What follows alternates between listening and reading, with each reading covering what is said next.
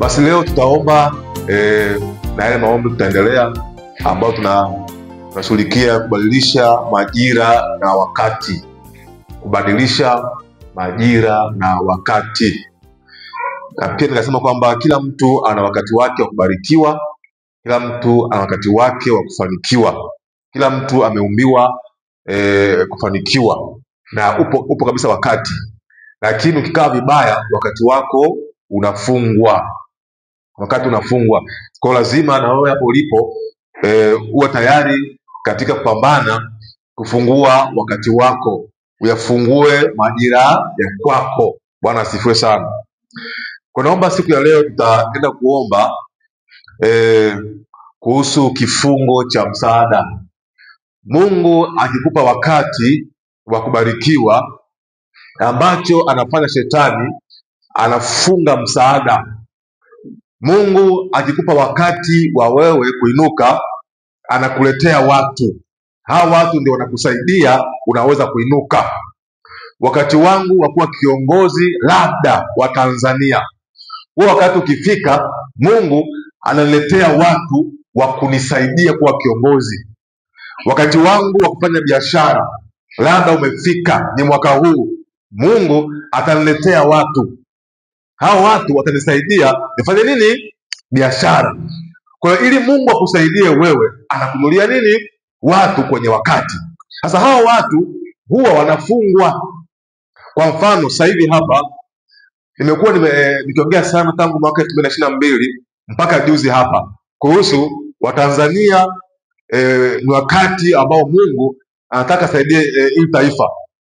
Kuna mtu ambaye tayari Mungu ameshamuandaa kwa ajili ya msaada wa nini? Wa taifa. Walokole wakati vibaya, yule mtu anafanyaje? Anafungwa. Kwa hiyo lazima pia watu wajue kumwombea mtu wa msaada wao kabisa. Wengine mko mahali hapa, mtu wako wa msaada labda ni mjomba wako au baba yako au kanisa lako, ndilo ambalo Mungu ameandaa msaada kwako. Kwa leo tutaomba kuhusu hilo, na Mungu atakwenda kufanya. Basi naomba tuanze na kusoma angalau mstari mmoja, alafu tuingie kwenye maombi. Tusome tu kitabu hiki cha Methali. Methali sura ya 8 mstari wa 15. Tutasoma angalau mpaka mstari ule wa 18, alafu tutaenda kwenye Isaya. Hebu soma. Haya, Methali sura ya 8 mstari wa 15. Nasema hivi: kwa msaada wa Mungu wafalme humiliki, na wakuu wanahukumu kwa haki. Anasema kwa msaada wa Mungu wafalme humiliki. Kwa hiyo mfalme huwa anamiliki eneo kwa sababu kuna msaada wa nani? Wa Mungu. Lakini wakuu anasema wakuu wahukumu kwa haki.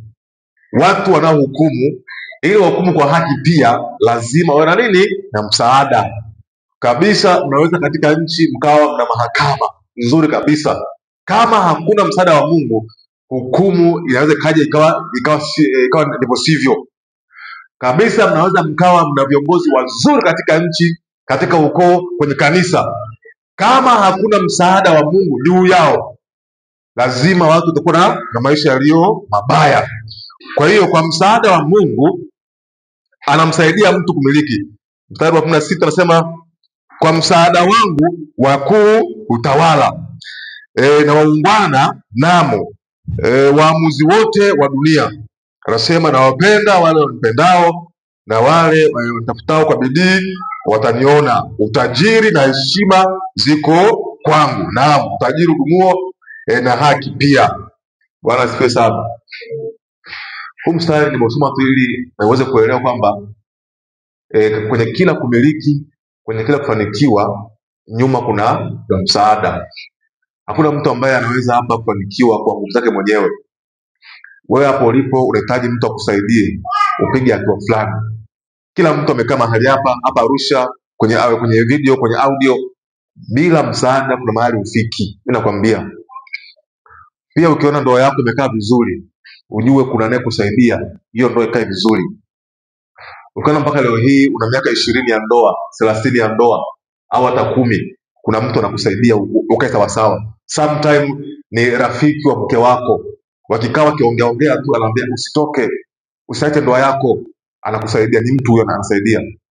Au rafiki wa mume wako anaambia acha, usimwache, endelea tu, anakusaidia. Ukiangalia na miaka 20 ya ndoa, ni kweli, lakini kuna mtu anakusaidia kabisa. Wakati mwingine labda ni kazi unafanya au biashara kabisa, watu mpaka wakuharibie, lakini kuna mtu anaibuka, huyu mwache tu, ni msaada. Hata ndio juzi hapa wameliteka, ni kwa msaada, ni mtu tu amesaidia, labda mwacheni hivi kwa msaada. Hakuna anayefanikiwa duniani pasipo msaada. Narudia tena, hakuna mtu anayeweza kujitegemea mwenyewe, hayupo.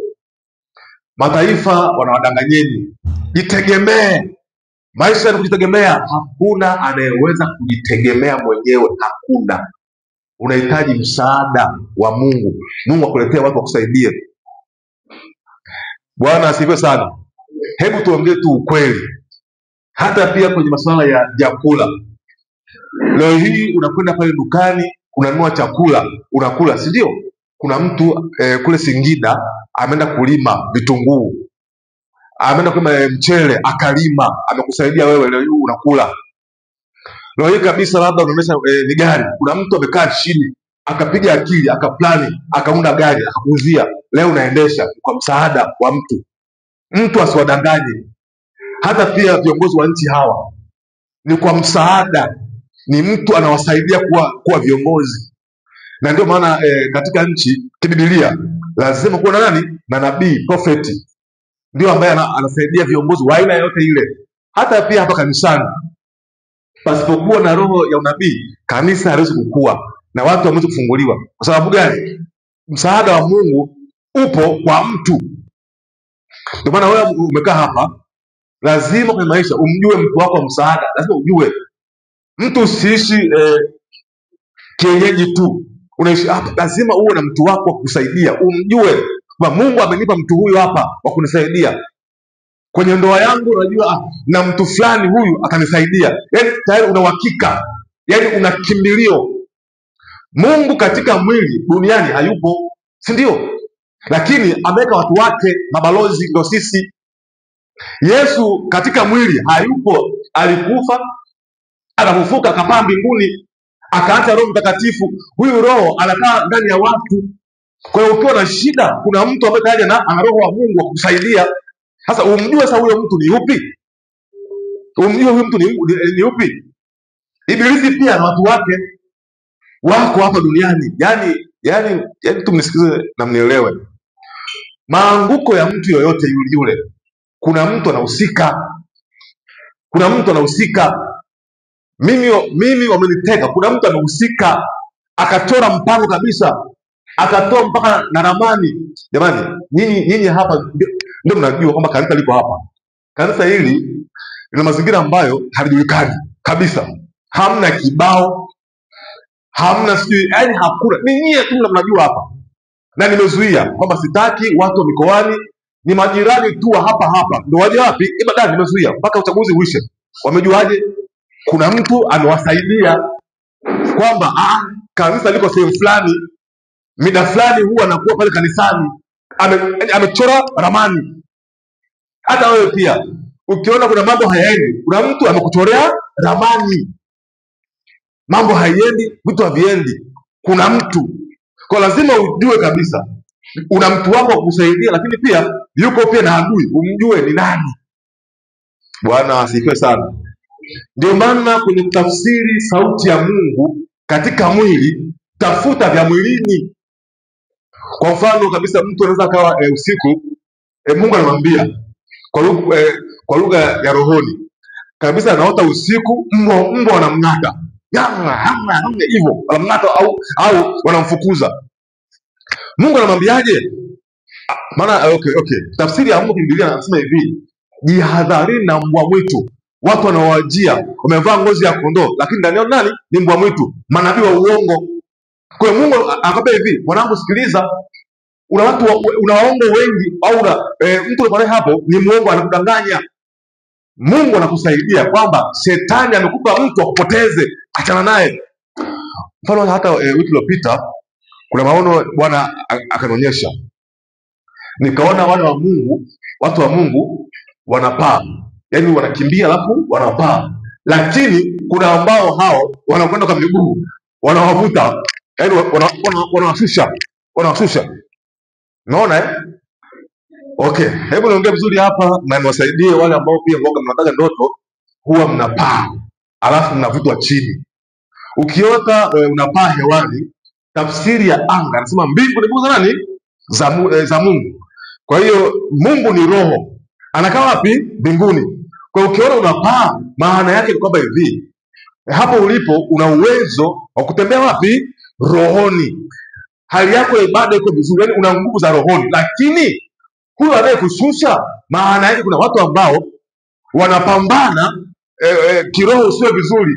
Ukija kimwili utagundua. Kuna rafiki anakwambia, hebu leo usiende kanisani, hebu leo tuende kwenye biashara. Unaona, ndio huyo mtu afaje, anakuvuta chini hivyo. Hakuna anayeanguka, Mungu asikwambie. Hata juzi hapa kuna programu hapa tumeandaa nzuri tu. Bwana akanisemesha, ingawa bado haijaanza, lakini Bwana akanisemesha kwamba jambo hili kwa wakati huu umeisha. Jambo hili kwa wakati huu umeisha. Jambo hili ambalo ukusudia kulifanya, ukifanya muda huu, okay. Bwana asifiwe sana. Nini maana yake? Lazima ujue kutembea rohoni katika mwili. Katika mwili kuna visaidizi unapewa. Bwana asifiwe sana. Sasa naomba tusome Isaya 62 mstari wa kwanza, tutaenda mpaka mstari wa 9. Fungua Isaya 62. Jamani, tuje na Biblia. Isaya 62. Somo mstari wa kwanza. Kwa ajili ya Sayuni sitanyamaza. Na kwa ajili ya Yerusalemu sitatulia. Ndio. Hata haki yake itakapotokea kama mwangaza. Kwa ajili ya Sayuni sitanyamaza. Kwa ajili ya Komorombo Mungu hatanyamaza. Kwa ajili ya Tanzania Mungu hatanyamaza. Kwa ajili ya ndoa yako Mungu hatanyamaza. Lakini wewe, ili Mungu asinyamaze, watakiwa uweje? Nenda mstari ule wa 6. Nimeweka walinzi juu ya kuta zako, Yerusalemu. Anasema hawatanyamaza mchana wala usiku. Ninyi wenye kumkumbusha Bwana, msiwe na nani? Na kimya, wala msimwache akae kimya, mpaka atakapofanya imara Yerusalemu na kufanya kuwa sifa duniani. Bwana ameapa kwa mkono wake wa kuume na kwa mkono wake wa nguvu zake, hakika sitawapa adui zako nafaka yako tena kuwa chakula chao, wala wageni hawatakunywa divai yako, lakini walioivuna ndio watakaoila na kumhimidi Bwana. Nisikilize hapa, anasema ameweka walinzi juu ya kuta za Yerusalemu. Sisi tuko hapa TZ hapa Tanzania, kuna walinzi wamewekwa juu ya Tanzania. Kuna walinzi wamewekwa juu ya familia yako, juu ya biashara yako, juu ya kazi yako. Kuna walinzi wamewekwa. Hawa walinzi hawatanyamaza mchana wala usiku, wasimwache Mungu akae kimya, na Bwana atainua Yerusalemu. Hii maana yake nini? Mungu amekuwekea watu ambao ndio walinzi. Mlinzi, kumbuka, ndio mwamuzi wa eneo. Bwana asifiwe sana. Hebu naongea vizuri hapa mnielewe. Mwenye nchi nani? Unawajua ni mwananchi. Mwenye maamuzi ya nchi ni nani? President. Haya maamuzi anayatoa wapi? Kwa sababu ana walinzi. Mnasikia kuna jeshi la ulinzi la Tanzania, JW, si ndio? Kuna jeshi la polisi, walinzi. Hao ndio wenye maamuzi ya nchi. Yaani wenye nchi sio wewe. Mwenye nchi ni yule mwenye kuamua nchi ikaeje. Narudia tena, wewe ni mfuasi tu. Mwenye nchi ni yule mwenye kuamua nchi iweje. Mwenye ndoa ni yule mwenye kuamua ndoa iweje. Mwenye biashara ni yule mwenye kuamua iweje. Huyo ndo mmiliki wa hapo. Sasa nimeweka walinzi watakaoamua niwe nini Yerusalemu. Wewe pia una walinzi, mimi ni mlinzi. Kuna vitu kabisa naviamua na vinakuwa na vitakuwa. Nimepewa kunyamaza, kwa hiyo siongei sana, lakini nimepewa kuamua kwenye eneo fulani, na nikisema ndio ni ndio, maana ndio yangu sio ndio yangu mimi, ni ndio ya nani? Ya Mungu. Kwa sababu gani? Kuna walinzi katika roho wapo, na jeshi la mbinguni, malaika ambao kabisa nikiongea kitu fulani lazima kiwe. Nyinyi ambao mpo kule mnaona kwa YouTube, hakuna ambacho nimesema alafu eti kina misimisi. Eti nitoa unabii alafu eti una misimisi. Kwamba unajua hakuna.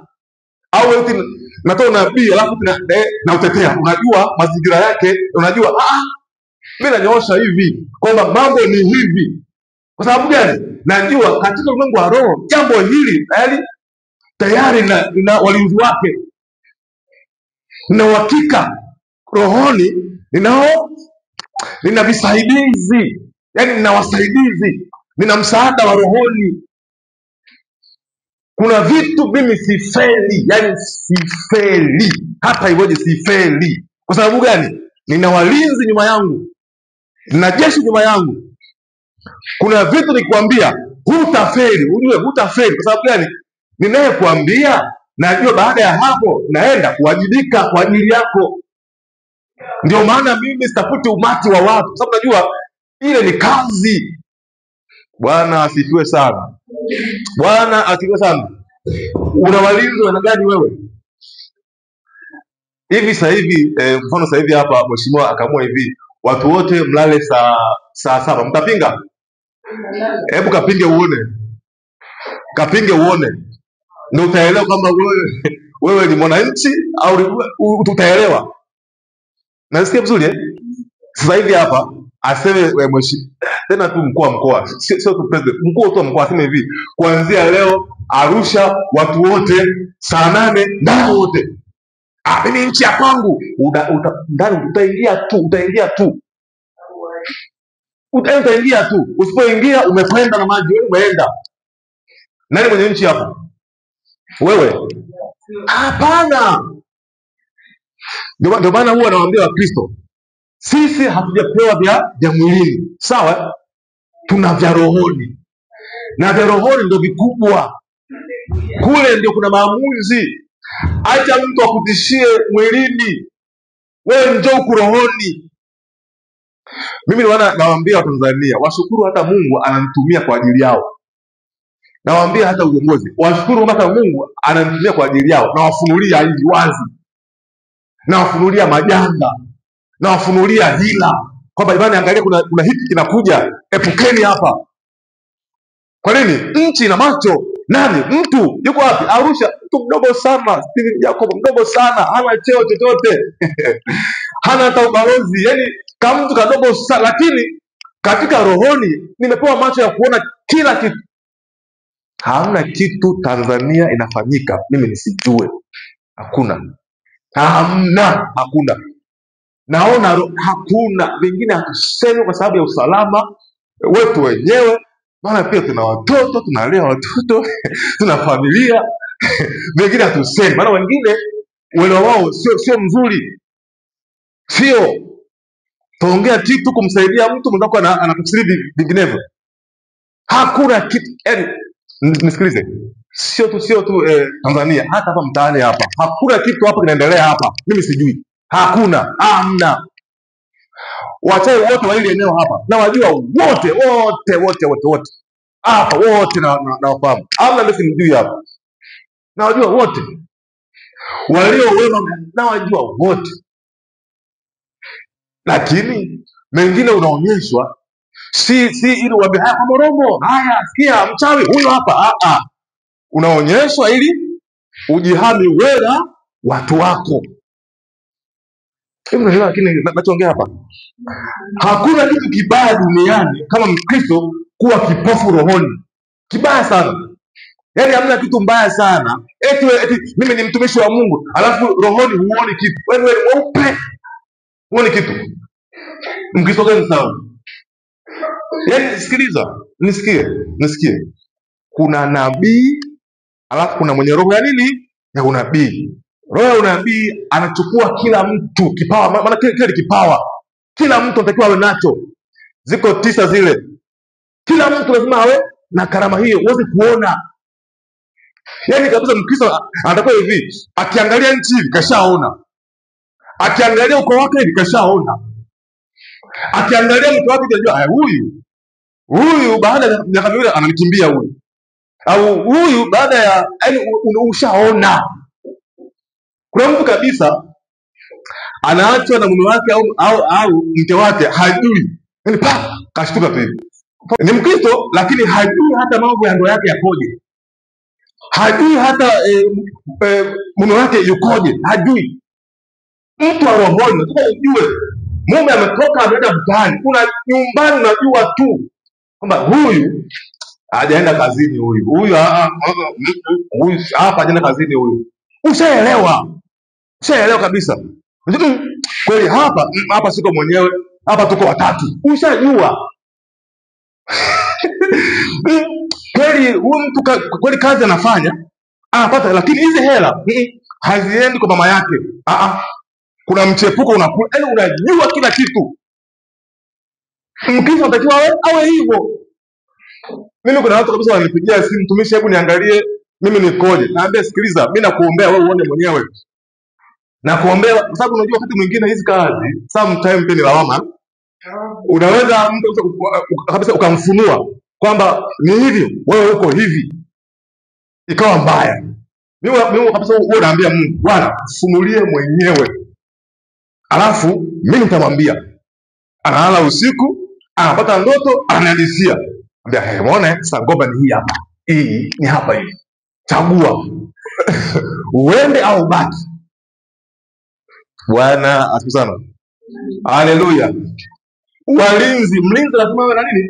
Awe na macho ya kuona. Mimi mpaka ile siku hapa nachukuliwa, waulize hawa Sara huyu hapa, uliza, nimwambia nachukuliwa. Leo wanakuja hawa watu kunichukua. Nimeshaona. Nimeshaona kabisa kwamba wanakuja. Nikamwambia mpigie simu Sara, mwambie aje hapo. Mweke mipango, waje hapo. Hasa mwingine kabisa eti anasafiri, labda anaenda Dodoma, alafu kuna ajali imeandaliwa, hajui. Okay, wakati mwingine unaweza usione kwa ndoto, si ndio? Kwa ishara tu. Hii safari mbona ukipanga inakataa? Mara umetembea umejikwaa, mara umetembea umeanguka, umechafuka. Nataka tu yaani ujue kwamba safari hii sio, sitisha. Haleluya. Unaanza labda ni biashara fulani, mbona haiendi? Usilazimishe. Pale pana lugha ya Mungu inakwambia. Juzi hapo kuna ndugu ananiambia, mtumishi, naomba uniombee, nataka nichukue mkopo nifanye shughuli fulani. Huu mkopo nimeuomba tangu mwaka 2022 mpaka leo sijapata. Kaambia, lakini umemwambia Mungu umemshirikisha? Kaambia ndio, nishaomba sana, nishafunga, lakini hamna majibu. Kaambia hilo jambo Mungu amelizuia. Kuna njia nyingine ya wewe kupata mtaji. Nikamwombea kweli. Baada ya miezi miwili kweli wakatokea tu usharika, wenyewe wakaungana, wakatoa fedha, wakaanza. Lakini njia ambayo alikuwa anaendea sio, na alikuwa anaiforce. Kuna wakati Mungu anasema kwa ishara, Bwana nataka nijenge kwa Morombo. Kila ukipambana inakataa. Jua hivi, Mungu hajakupa kuishi wapi? Hapa, usilazimishe. Bwana asifiwe sana. Naomba leo twende tuombe kwa ajili ya nchi yetu, lakini pia kwa ajili ya maisha yako. Tubadilishe majira na wakati, Hii nchi pia lazima ibadilike. Sawa hii nchi yetu lazima ibadilike. Na wenye kubadilisha hii nchi ni mimi na wewe. Hatushiki panga, hatushiki bunduki, hatumtukani mtu, hatumkashifu mtu. Tunaiombea nini? Nchi basi. Maana kwa msaada wa Mungu wanamiliki, si ndio? Kwa msaada wa Mungu tunaongozwa. Kwa msaada wa Mungu tunafanikiwa. Kuondoa laana kwenye nchi ni wewe na mimi. Yaani sisi watu wa Mungu, sisi ndio wenye kuamua nchi ikaeje. Sio mwanasiasa. Mwanasiasa hawezi kuamua nchi ikaeje. Wewe mtu wa Mungu ndio mwenye kuamua. Ni kweli wakati mwingine vita ni vikali. Naomba usimame. Sema Bwana Yesu, nipe macho. Yesu, nipe macho niweze kuona, niyaone maisha yangu, nione familia yangu, nione uchumi wangu.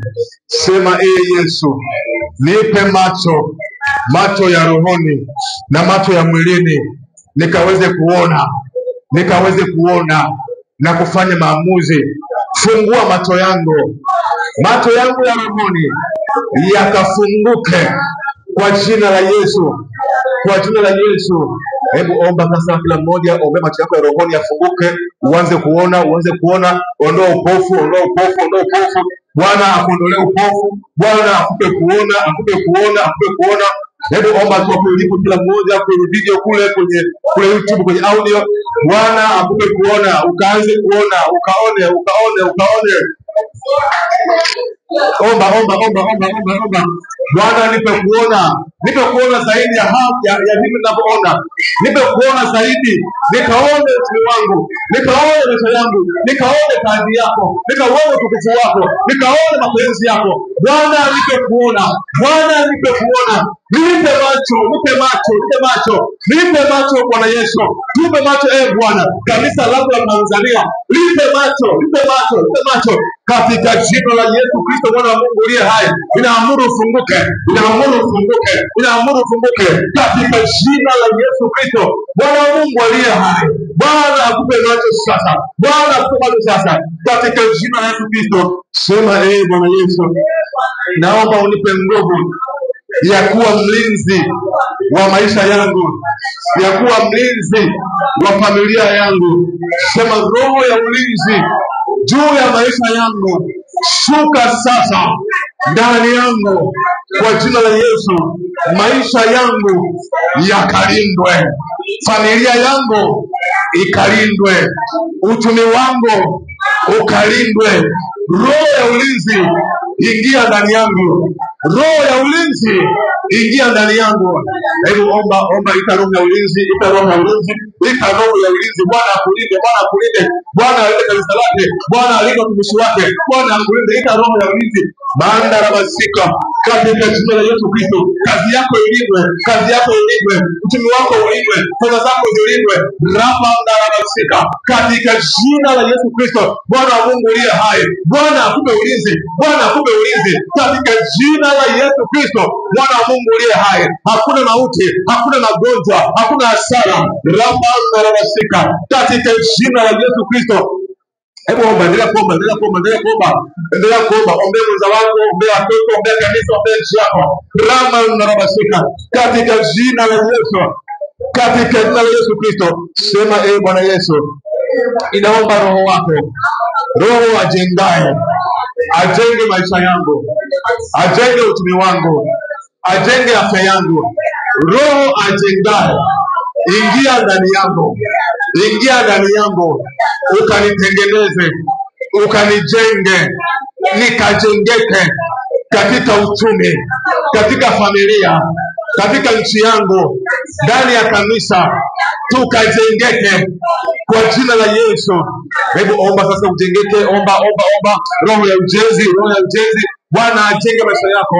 Bwana ujenge uchumi wako. Bwana ijenge ndoa yako iliyoharibika. Bwana ajenge, Bwana ajenge. Hao watoto walioharibiwa, Bwana wajenge. Huyo mwenza wako aliyeharibika, Bwana amtengeneze. Bwana amjenge. Bwana ajenge kanisa. Bwana ajenge taifa lako la Tanzania. Bwana alijenge. Rama ndarabasika. Wema ndarabasika. Jenga Bwana Yesu nchi yetu ya Tanzania. Ijenge yako. Jenga. Bwana omba wale Bwana Yesu. Wameoa hii nchi. Bwana. Unasema kwamba hautokaa kimya. Rama ndarabasika. Endelea kuomba. Omba. Bwana akujenge. Bwana akutengeneze. Rama ndarabasika. Katika jina la Yesu Kristo, Bwana Mungu aliye hai. Kwa jina la Yesu Kristo, Bwana Mungu aliye hai. Ashuke. Yesu shuka. Shuka Yesu. Kwenye maisha yako, ili ujenge. Shuka Yesu. Kwenye kanisa, shuka. Kwenye nchi ya Tanzania, shuka Yesu. Shuka Yesu. Kwa jina la Yesu, Bwana Mungu aliye hai. Jenga nchi hii Yesu. Jenga Arusha. Jenga familia yake. Katika jina la Yesu. Endelea kuomba. Katika damu ya Yesu Kristo. Sema wakati wangu wa baraka. Sema siku ya leo natengeneza na Mungu na ufalme wa mbinguni kwa jina la Yesu.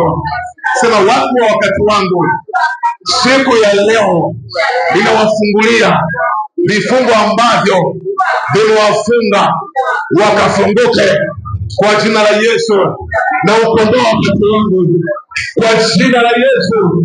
Watu wa msaada wangu kokote walipo ninawaita kwa jina la Yesu. Watu wa msaada wa taifa Tanzania kokote walipo ninawaita kwa jina la Yesu. Sema mtu wa msaada wangu kokote ulipo ninakuita kwa jina la Yesu. Njoo kwa jina la Yesu. Ita kutoka msaada. Nyebanda la mafika. Kwa msaada wako kokote ulipo inakuita njoo. Kwa msaada wa taifa Tanzania kokote ulipo inakuita taifa wa msaada wa kusaidia Tanzania kokote ulipo. Njoo. Kwa nchi ya Tanzania ikombolewe.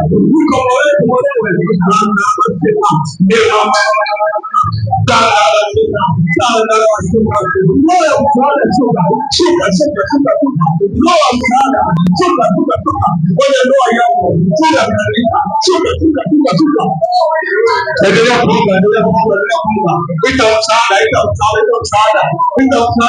Unahitaji msaada wa Mungu. Unahitaji Mungu sana. Unahitaji Mungu. Msaada wa Mungu unahitaji msaada wa Mungu. Unahitaji Mungu akusaidie. Kuna hiyo biashara, kuna hiyo kazi, kuna hiyo familia, kuna hao watoto. Bwana akusaidie. Ita msaada. Bwana akusaidie sasa. Bwana shuka. Yesu kanisaidia. Ukamsaidia huyu mama, huyu kijana, huyu mtumishi. Bwana ukamsaidia katika jina la Yesu Kristo. Katika damu ya Yesu Kristo. Katika jina la Yesu. Katika damu ya Yesu. Sema kila azuiaye msaada wangu.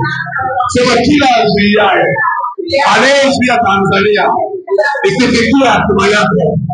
Sema siku ya leo kwa mamlaka ya jina la Yesu ninakuondoa kwa jina la Yesu. Sema kila azuiaye maisha yangu, kila azuiaye uchumi wangu, kwa mamlaka ya jina la Yesu ninakuondoa kwenye eneo langu kwa jina la Yesu. Sema utaondoka kwa jina la Yesu. Utaiachia ndoa yangu utaachia familia yako, utaachia baraka zako, utaachia uhai wako kwa jina la Yesu. Inakuondoa, sema kuweka, sema kuweka kwa jina la Yesu. Sema toka, toka kwenye eneo langu kwa jina la Yesu. Wewe kupisha sekunda kwa mtu anayekuzuia, kwa eneo lako, aleta msaada wako, aleta nchi, aleta wilaya, aleta kanisa, aleta maana neema za kusaya. Toka katika nchi, toka katika wilaya, toka katika jimbo, toka. Omba. Tanzania amka. Tanzania amka. Tanzania umelala. Nakwambia amka. Nakwambia amka. Amka ufunguze. Maana Afrika. Maana katika jina la Yesu Kristo. Katika damu ya Yesu Kristo. Sema inakata kila kifungo kilichofungwa lisiendelee, kisaidike. Sema hicho kifungo siku ya leo ninakiondoa kwa jina la Yesu. Sema mimi ni huru na familia yangu na eneo langu na nchi yangu. Sema na kuwa huru kumtumikia Mungu, kumtukuza Mungu. Kila kifungo, aliye mtu, aliye vitu, aliye roho, sema ninaondoa kwa jina la Yesu. Kila nyororo walizonifunga, sema siku ya leo ninazikata kwa jina la Yesu. Wewe nyororo uliye mtu na kata kwa jina la Yesu.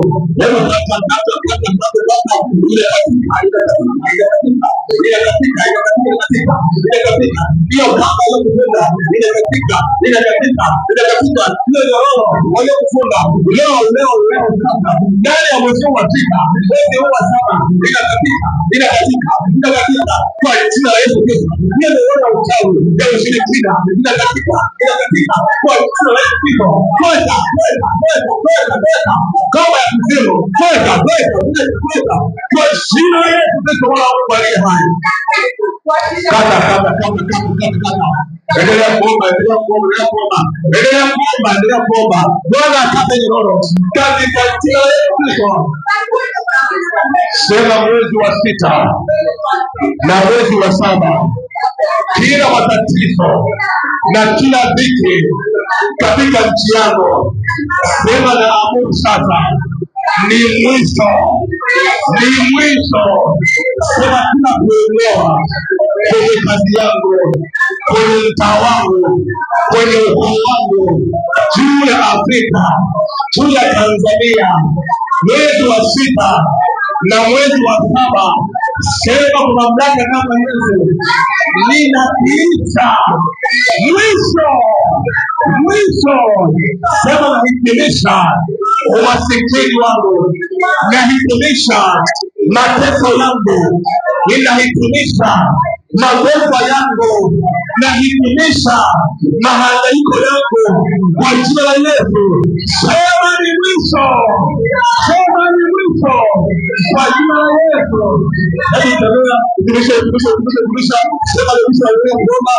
Hitimisha. Sema hitimisha mwezi huu wa sita.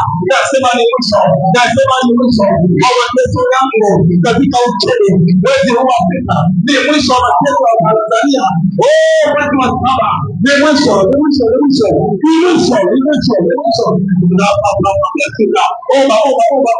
Hitimisha. Unaona nguvu, maana wewe ni mlinzi wa familia yako, wewe ni mlinzi wa ndoa yako, wewe ni mlinzi wa nchi yako, wewe ni mlinzi wa Afrika nzima, wewe ni mlinzi. Omba. Endelea kuomba. Hitimisha. Ile shida ambayo unaiona kwenye familia yako, ile shida ambayo unaiona kwenye mume wako, ile kitu leo hitimisha. Omba. katika jina la Yesu Kristo. Haleluya. Funga macho yako vizuri, nyosha mkono wako wa kulia juu, mwingine weka moyoni, katika jina la Yesu Kristo, mwana wa Mungu uliye hai. Baba, mimi ni mtumishi wako uliyeniita katika nchi ya Tanzania kwa ajili ya watu wako walioko hapa Tanzania, walioko hapa Arusha, walioko kule mikoani. Bwana, niko mbele ya uso wako sasa, nami nahitimisha sasa kama ambavyo Bwana amesema ya kwamba imekwisha kuwa, na yote imekwisha pale Golgotha, pale msalabani.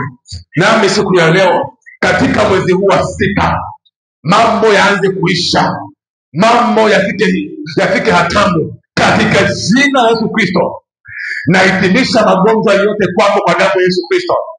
Nahitimisha mahangaiko yako, nahitimisha mauti na mateso juu ya nchi, juu ya ndoa yako, juu ya uchumi wako, kuanzia sasa na sima ni mwisho katika jina la Yesu Kristo. Bwana akupe mwanzo ulio mpya, Bwana akupe ndoa iliyo mpya, akupe mahusiano yaliyo mapya, akupe uchumi ulio mpya wenye baraka, akupe kusonga mbele katika jina la Yesu Kristo, mwana wa Mungu aliye hai. Haleluya, amen.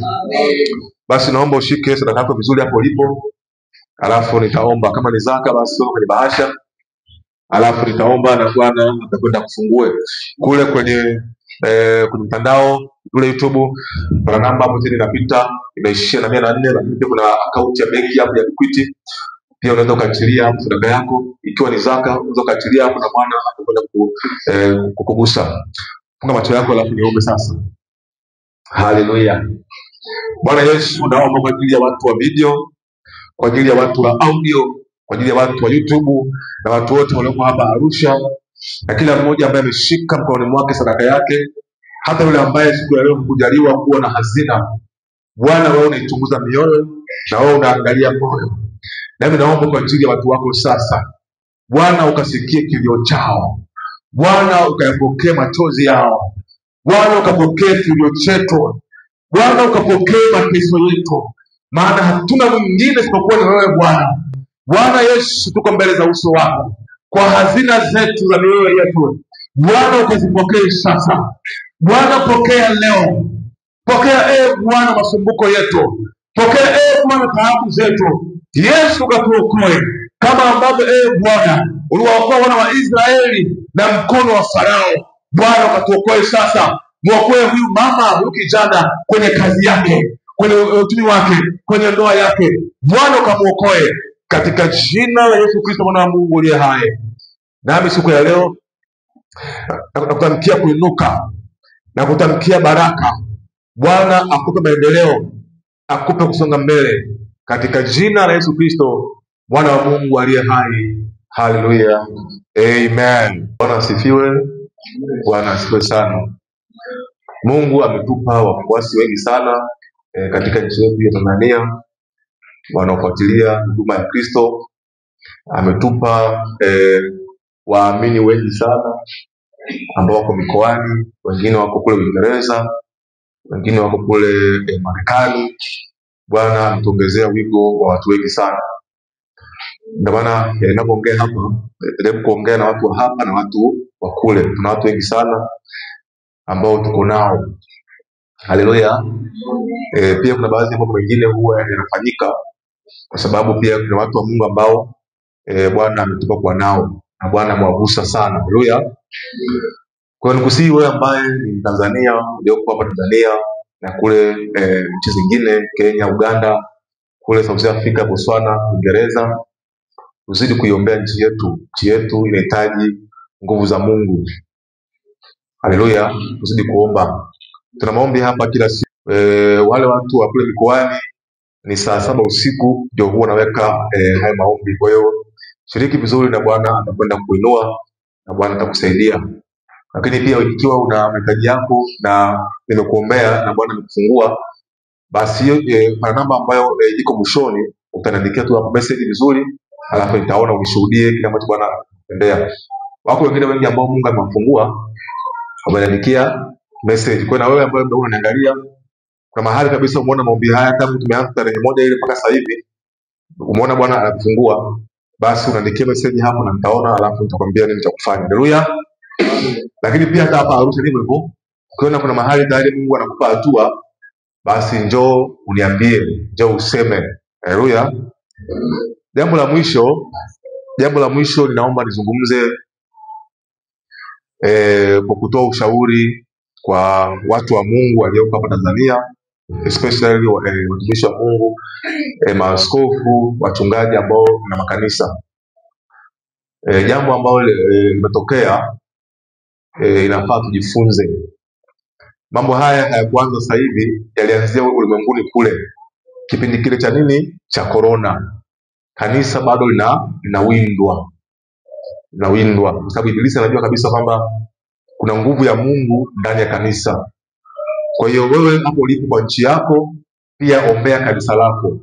Unasali TAG, unasali AGT, Katoliki, KKT, ombea kanisa lako, nguvu za Mungu ziweze kudhihirika. Haleluya.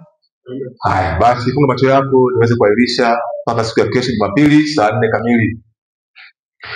Bwana, nakushukuru kwa ajili ya watu wako wa hapa Arusha, kwa ajili ya watu hawa wa mtandao wa YouTube, kwa ajili ya watu wa video, kwa ajili ya watu wa audio. Asante Yesu kwa ajili ya watu hawa ambao Bwana wamechagua kufuata wewe na kutumikia wewe. Bwana ukawalinde, Bwana ukawatie nguvu, Bwana ukawawezeshe. Bwana Yesu, kila mmoja akuone wewe sasa katika utukufu wako, katika jina la Yesu Kristo mwana wa Mungu aliye hai. Bwana akupe uzima, Bwana akupe uhai, akupe kusonga mbele katika jina la Yesu Kristo, na kila mwenye pumzi aseme amen.